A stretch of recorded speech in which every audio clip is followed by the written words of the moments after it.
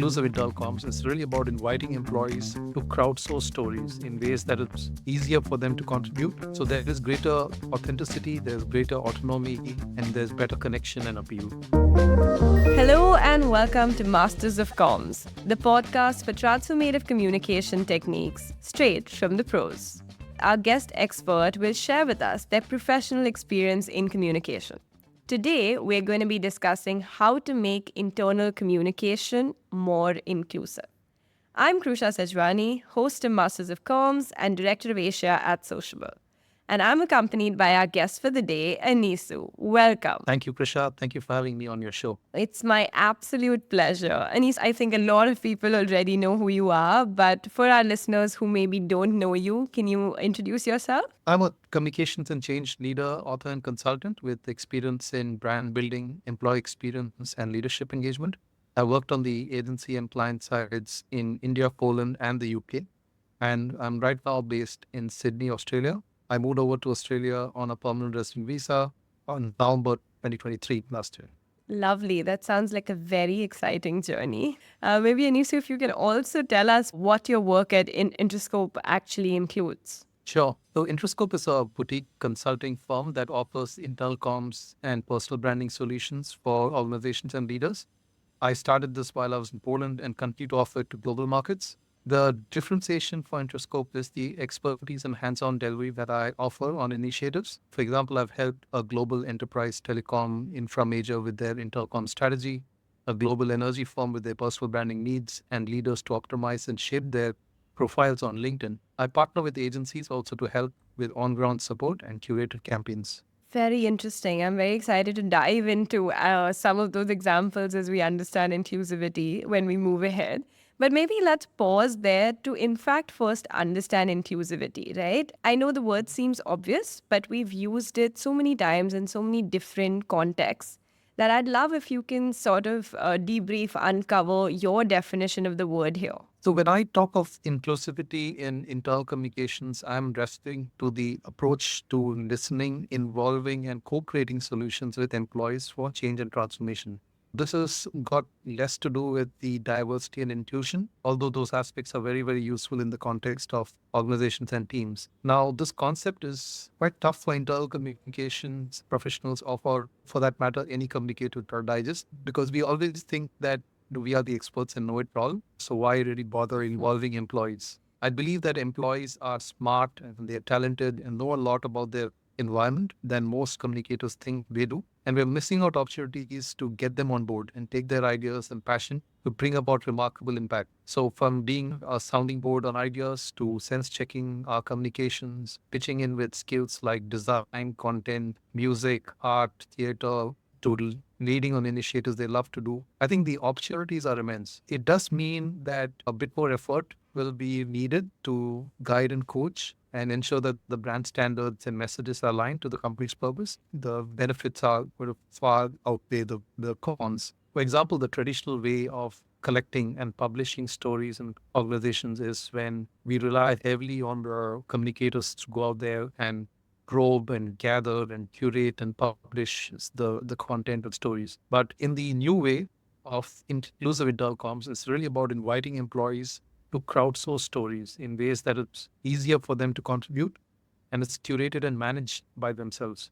So there is greater authenticity, there's greater autonomy, and there's better connection and appeal.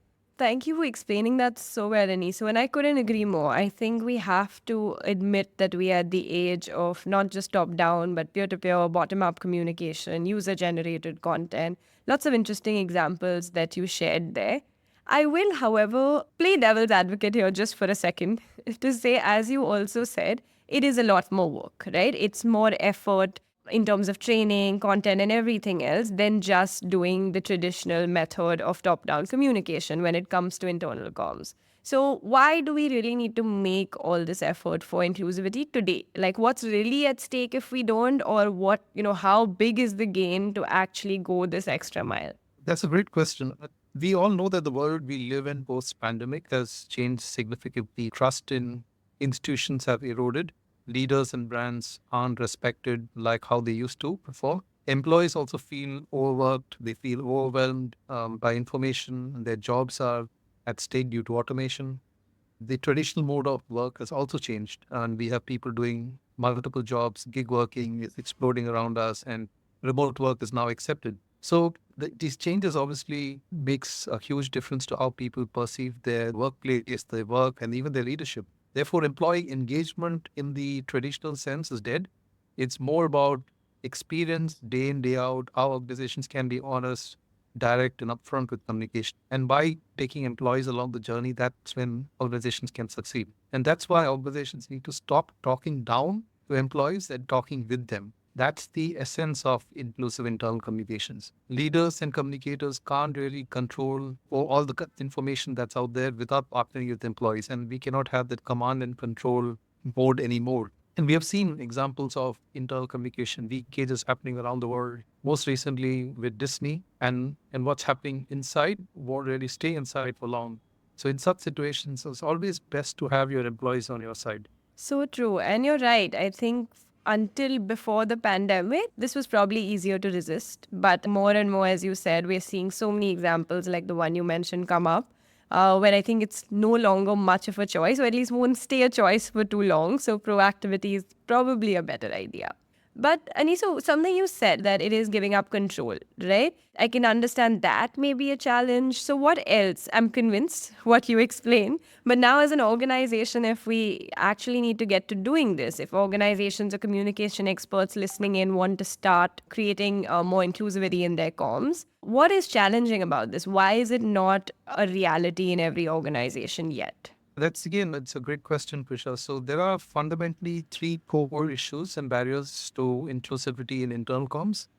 The first is organizations, leaders, and communicators need to revisit their approach to communication. So it can't be a top down approach, I know it all attitude, and it needs to change to we want to do this right and we want to do this together with you. And so that's really the shift in mindset that's required. The second is they need to let go of control and involve employees early in the journey and process so that it doesn't just feel very welcoming and engaging.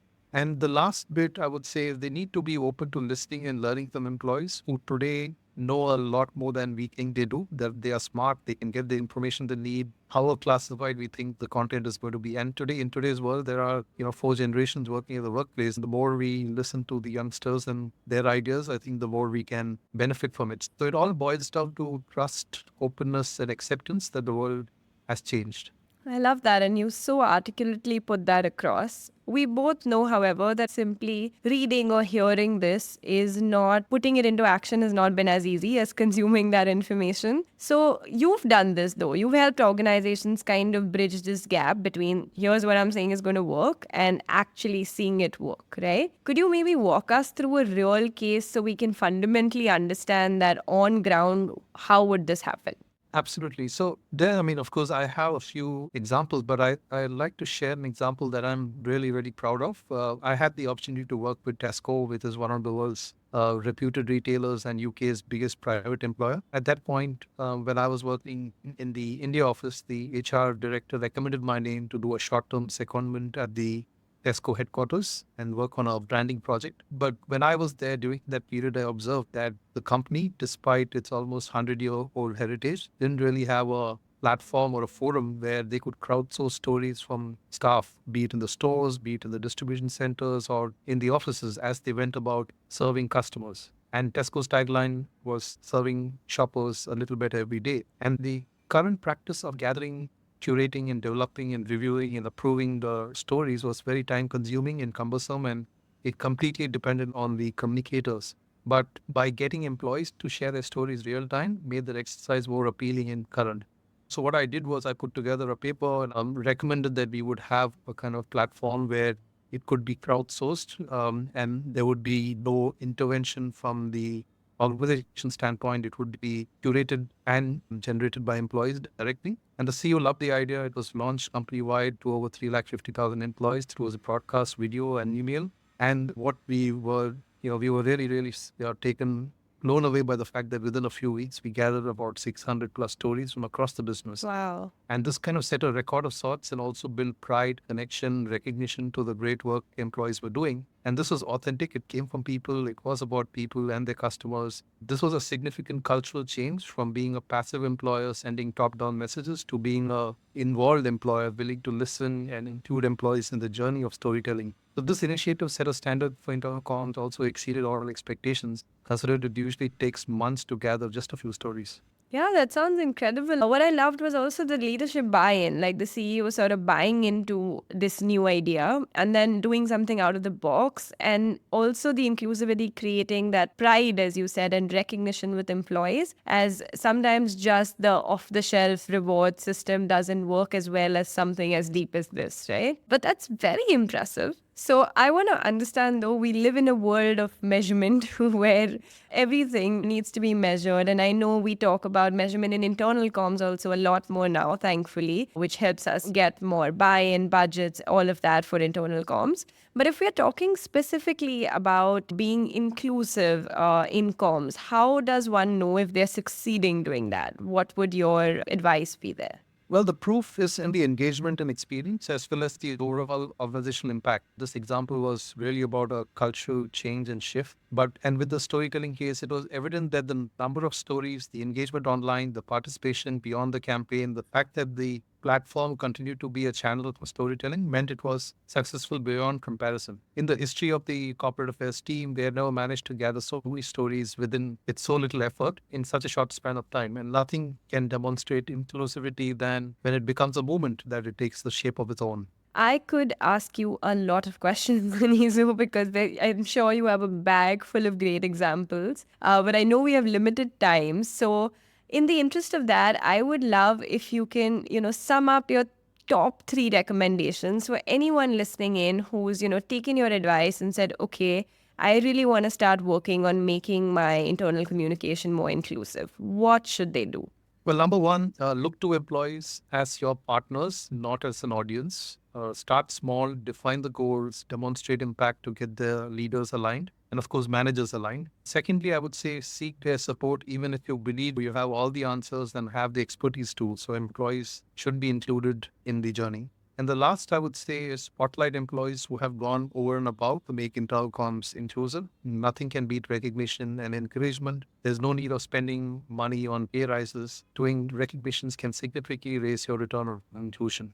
Thank you for sharing that. So succinct, but so practically useful. And so I have a question I ask all my guests. But before I go to that question, there's a bonus one I'd like to ask you specifically because we have the honor of having someone who is an author himself. Maybe if you can tell our audience a little bit about the books you've written because they are on the very subject we speak of today.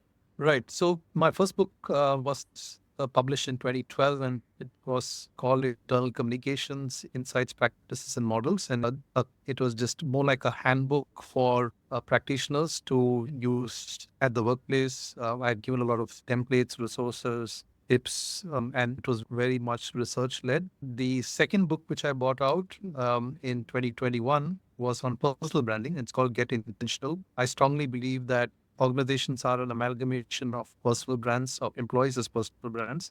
And the more you harness their potential and invest in their presence and help them grow their profiles on social media, the more the organization can benefit. And that's where employer advocacy comes in. And the third book is called Inclusive Internal Comms, and I published that in 2023. And again, that's what we discussed today. It's all about getting employees to see you be partners of change and to take them along the journey and co-create solutions for the business and to make organizations successful too. So those are the three books. Lovely. And I think all of them together sort of aligns with our mission of, helping employees get more informed, engaged, but also influential, as you mentioned. I think also that we've obviously covered the surface on the subject of inclusivity in internal communications, but the fact that you have an entire book dedicated to that, it's a great next step for anyone listening in to sort of go and deep dive into the subject now.